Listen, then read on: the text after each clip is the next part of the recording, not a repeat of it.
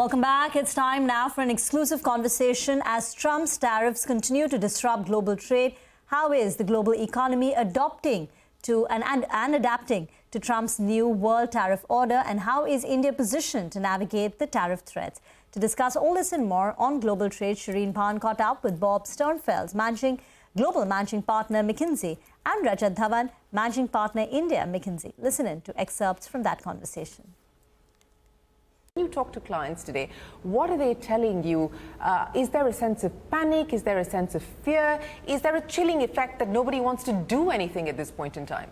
Well, it's great to see you again, Shereen, and thanks for having me on. And yeah, I would start with, it's clearly the context. There's a lot going on in the world today, but if you take the lens of at least what I'm hearing from CEOs around the world, which I think was the departure point of your question, I think it's very different than a year ago.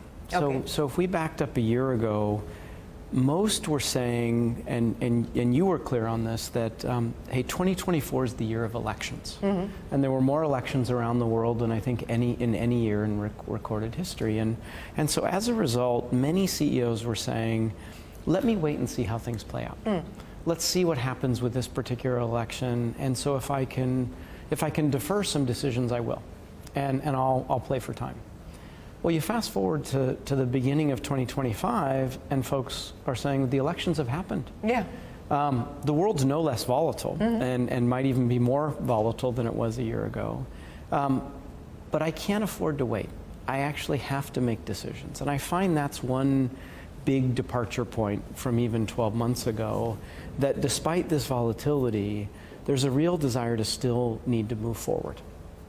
You know, when you talk about moving forward, and as I pointed out, CEOs are used to dealing with uncertainty and ambiguity, but in a situation like this, where on an hourly or even on a minute-by-minute basis, you don't know whether a tariff is going to stick or not stick, whether there's going to be a further hike or there's going to be a rollback, as we've seen in the last 2 weeks. How do you make decisions in this environment? And are people now essentially saying, let the dust settle before we make big calls, whether it's CapEx or expansion? I mean, that's the kind of feedback that I'm trying to understand how that's playing out. I think you're really getting to the root of the issue here. And how do you make decisions given so many different impulses, and the fact that these inbound new bits of data can happen multiple times a day. I think all of us look at our phones many times a day to see what's the latest, particularly coming from my country. But what I hear from CEOs underneath this are a few things that I think are useful in these times. And on the one hand, making long-term decisions on things that may not have long-term assurance is not a recipe for success. And so many CEOs are coming back to a couple principles that at least I hear. One is the notion of resilience. How resilient is my company to future shocks going forward? Because these may not be the last. And I'm hearing more and more, I may need just to plan for a world that is fundamentally volatile, as opposed to hoping for a return to some kind of normality. And so how resilient is my company? And the resilience notion is not just defensive, but how do I have enough capital, enough talent to make a few bold bets while I protect myself from shocks? So I hear resilience as one. The second thing is this notion of timeframes. Will the decisions that I'm making be durable over the time frame of that investment decision? So if it's moving a supply chain, if it's developing a natural resource, if it's making an R&D decision, these are often decade-plus decisions with decade-plus payback cycles. And so what I often find is, how do I marry the return profile with the volatility profile to say, is this something that is robust no matter what? So take a practical example on this.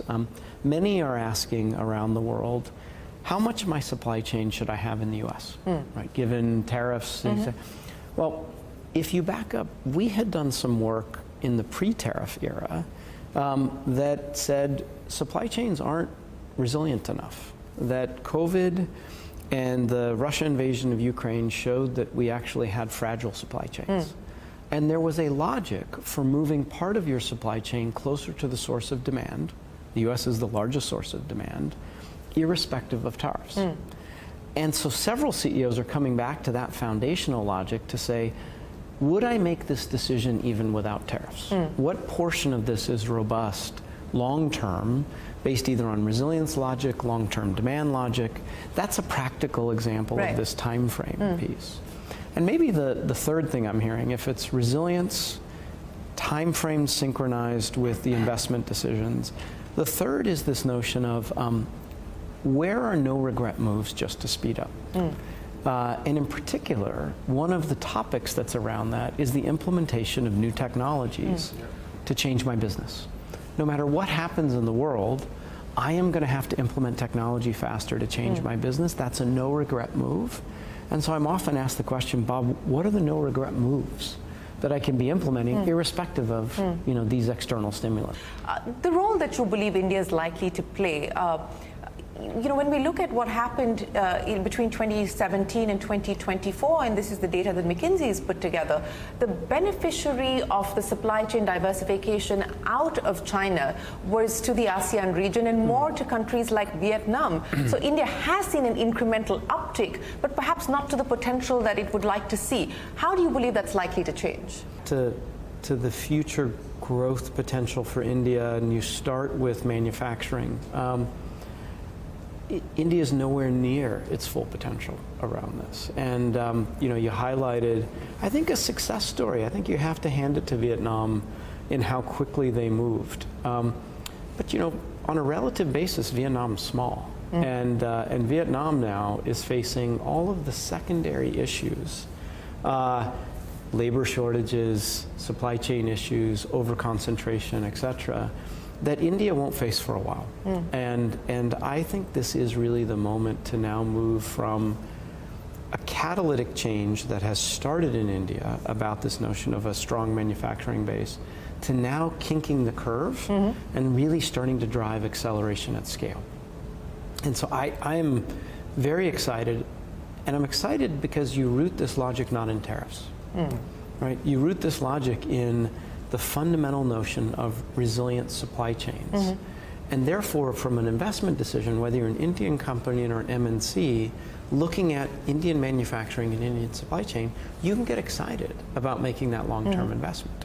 And you believe it makes business sense, irrespective of whether the tariff differential varies and India stands to benefit at this point in time or not? Could be, just building on that, I think there could be granularity to that approach as well, right? And granularity at two levels. I think firstly, where are the end markets? I mean, if you are really exporting, manufacturing in India for the world, we cannot be super competitive in everywhere, right? I mean, you have to pick your. It's like going and winning Olympic gold. You pick your categories, pick the categories, as opposed to saying in all the 120 sporting categories I'll win a gold. You say here are my 10 or 12. I think that analogy plays out even in manufacturing. We actually have identified 10 to 12 value chains. In fact, further segmented into saying we are already competitive globally. Let foreign capital come in here. Let it create jobs. Let it create investment, and let's scale. Pharma formulations is one of those examples. Auto components, specialty chemicals. I would call them as the scale industry. Just build scale from 20-odd billion of exports towards 80-100 billion. Interesting conversation, and you can catch this full conversation today on Global Dialogue, 6 p.m.